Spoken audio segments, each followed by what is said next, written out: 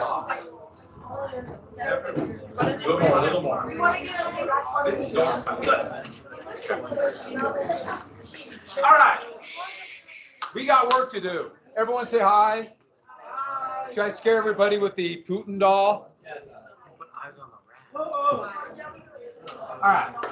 We got to this, didn't we? So we got Versailles. And what's the word for stab in the back? One four. So we got scapegoats, we got master race.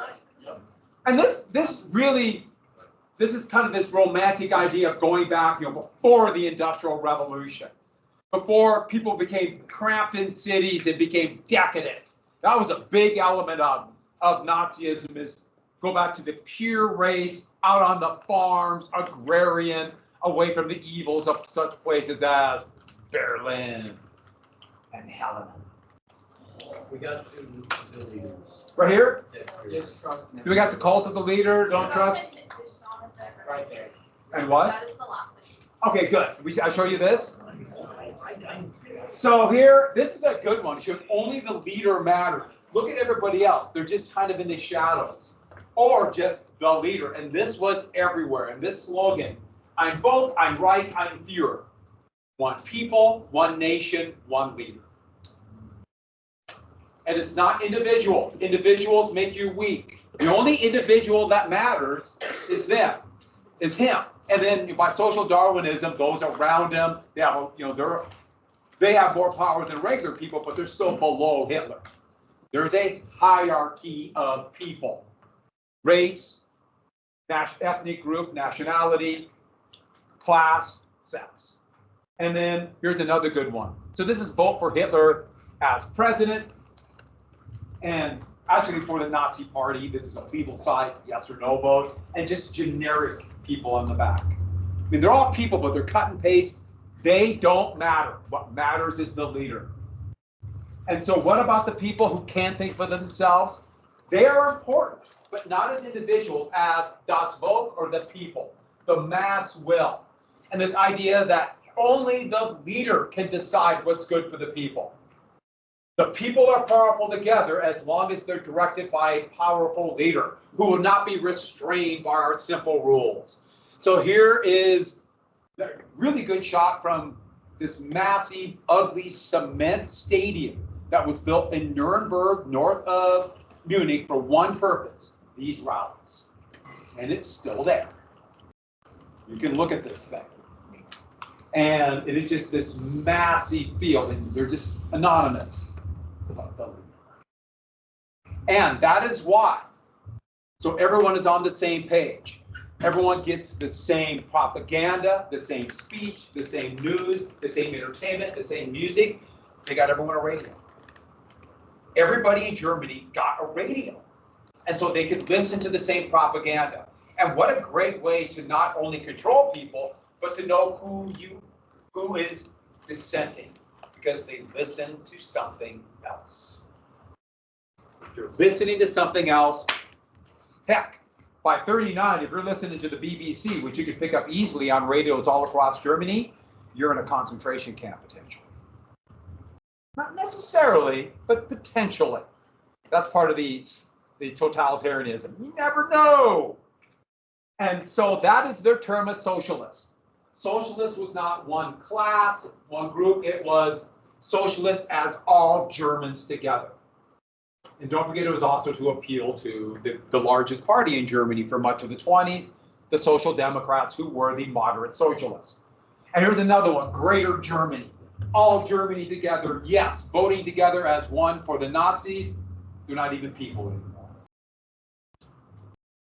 Just a beast with many arms.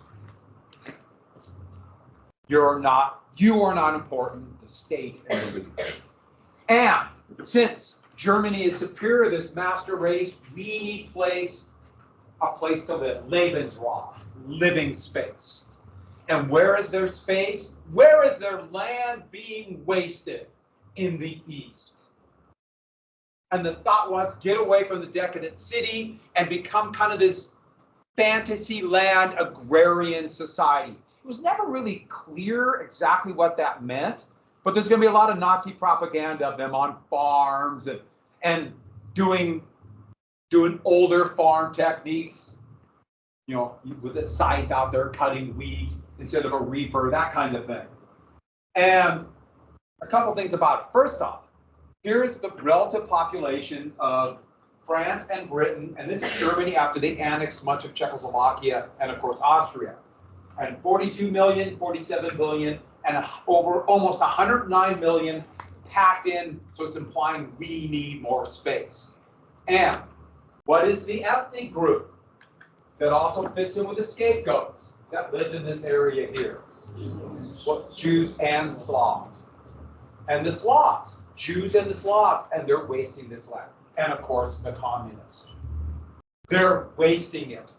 I should add, they saw it as, you have people who don't deserve this land, wasting our land, and we have to take it. And they looked at, it's a hackneyed version of history. It's not 100% accurate. He did not know it. But what were his role models in taking these? The originals. No, don't go back there. Even I know what you're saying. The settler colonialism of Britain and Australia, and Britain, then the United States and North America. Taking land that is being wasted by the people who live there, the Slavs. Or, he said, with his hackneyed version of the United States, the American Indians. And what did the United States do? Move them. Or kill them. And that's what he used. Now, I got to be very clear. He had his version of history was not exactly what happened, but of course there are elements of truth there. Here's the other issue. If it's East, that means it's going to be a war. So he's been talking since Mein Kampf about a war in the East, meaning a massive war, which will become known as a war of annihilation in the Soviet Union. He's talking about it, and it will be the most horrible war in history. That war between Germany and the Soviet Union. So, this is the talk of a greater Germany. This actually would be greater Germany after they took Czechoslovakia and Poland and Austria. So this massive area is greater Germany. But all of this, Finland was kind of an aberration because Finland was kind of their ally because they hated the Soviet Union. Finland didn't particularly like Germany, but hated the Soviets more. And what are the people who live there? What about them? Three things. Force them east, so just kick them into kind of a rump Soviet state. Enslave them. Or kill them. Very clear. That was the plan. Now, the big thing was the first two. The thought was the Soviets, when they actually attacked them, would surrender and they just push everyone in that rump state, and then it would become the German agrarian farmland, and the Slavs, the remaining Slavs, would be their slaves. That was the idea. So, after 1925 in Germany, boy, that's a big pause. In 25, basically, there was conservative coalition rule in Germany. So we got through this German ideology. There's Hitler campaigning in Munich, but they were actually a very small party. Here are all the parties in the Reichstag. So here are the Reichstag. And if you can look right here, actually, if you look very carefully, for here, there's hardly any communists till the very end. I'm sorry, any National Socialists. Here in 1928, that's all the seats the National Socialists have. They're not even registering these first two elections. The point is, Hitler had a very small party. It was a coalition of these conservative governments. In the German Reichstag, their parliament, whoever has majority, the majority party picks the chancellor. That's basically the executive. Nobody had a majority, so I had to build a bunch of coalitions. That means they had elections all the time. The two biggest parties were the Social Democrats, the Socialists, and the Communists. But then everything changed in 1929. As you can see in this close-up, the Great Depression. And once the Great Depression hit, it hit certain areas of Germany, like Berlin, incredibly hard. 25 to 35% unemployment in all across Germany. Berlin as high as 50%. Here are Berliners in 1931 searching through garbage dumps looking for scraps to eat. And this is going to lead to rioting in the streets, food riots by 1931.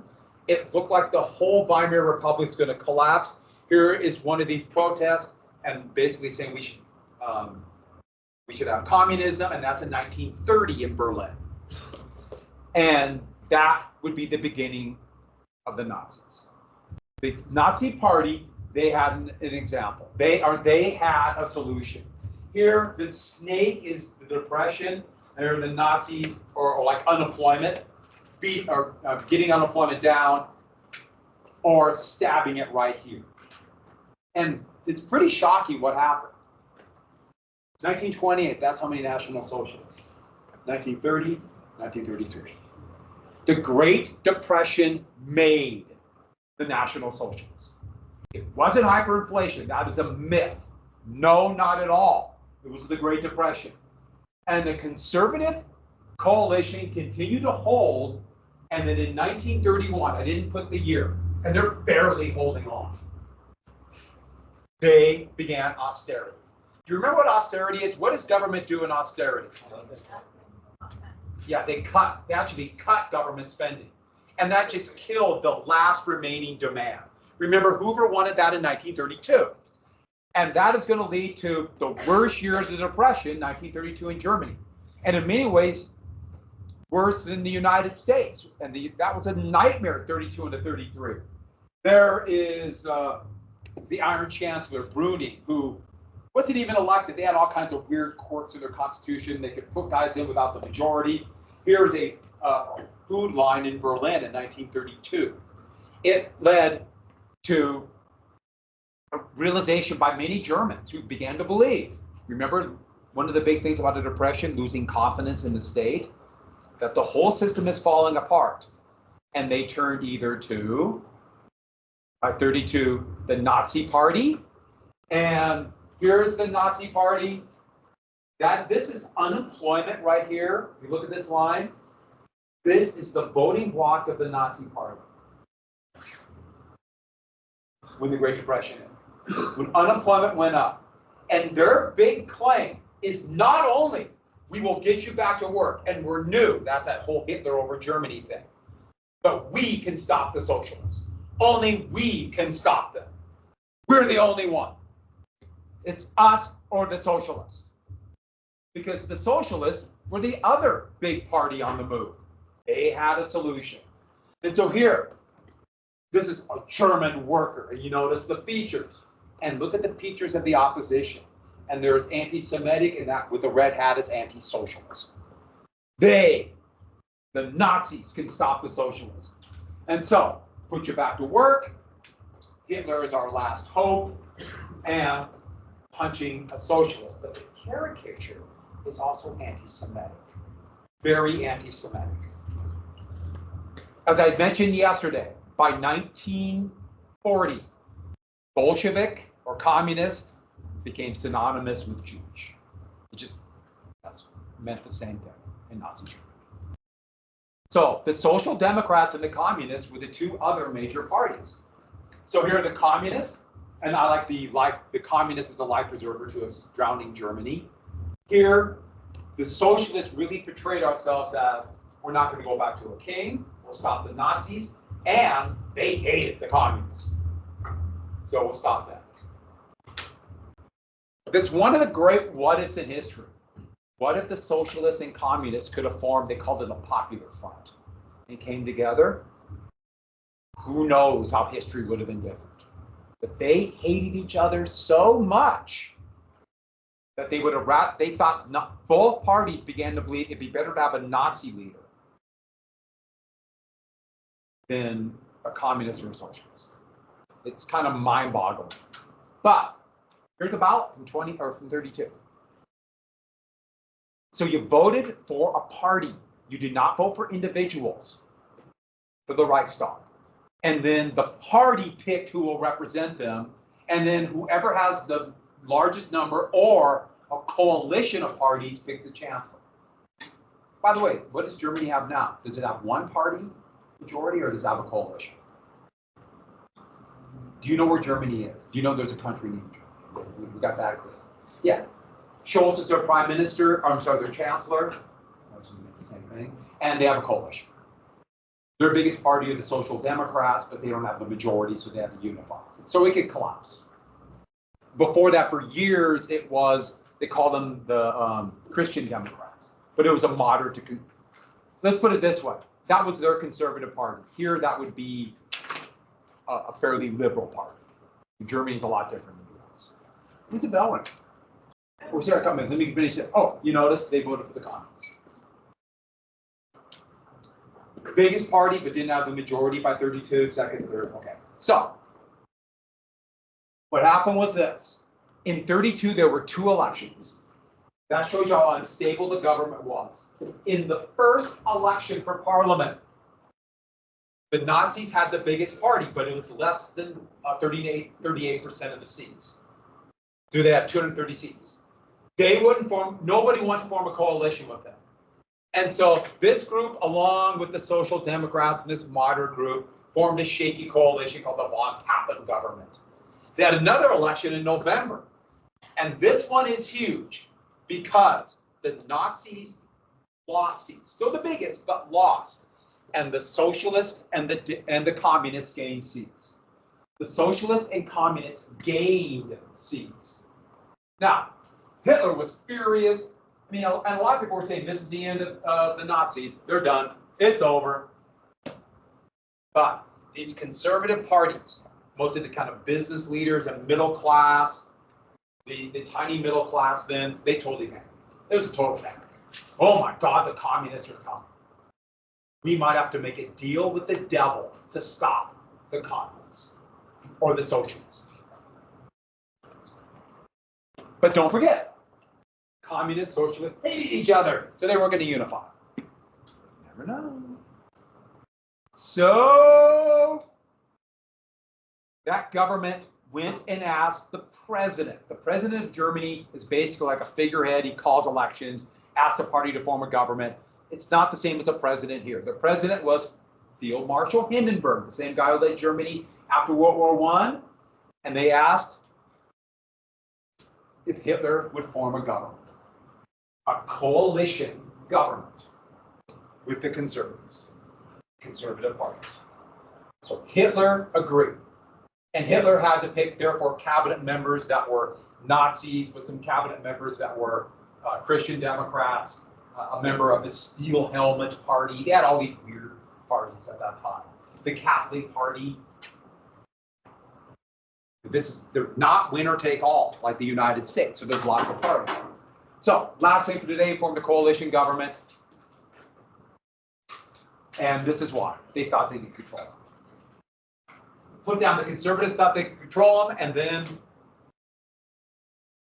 get out of here. Are we leaving now? Yeah. Oh, so let me show you one thing. Everyone look at this real quick before you leave. It says, here's Hitler, and this is an American cartoon.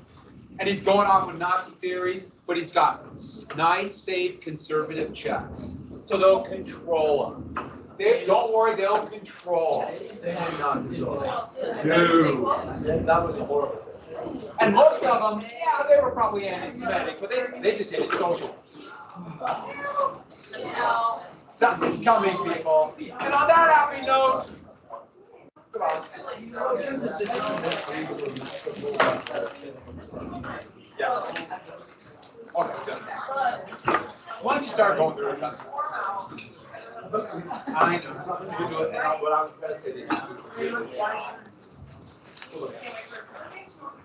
See you tomorrow, everybody. I'm hungry. So funny.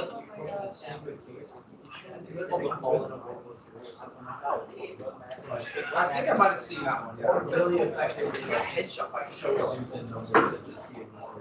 I think I saw that one.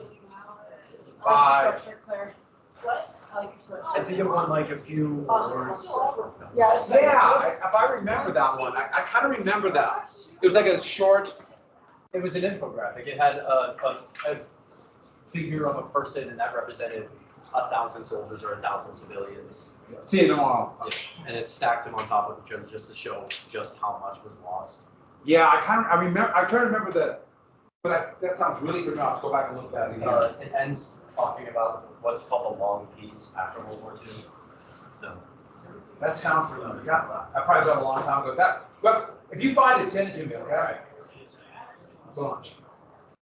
Yeah, I remember my last day. I got it. I know. My bad. It is bad. I did this. I'm sorry.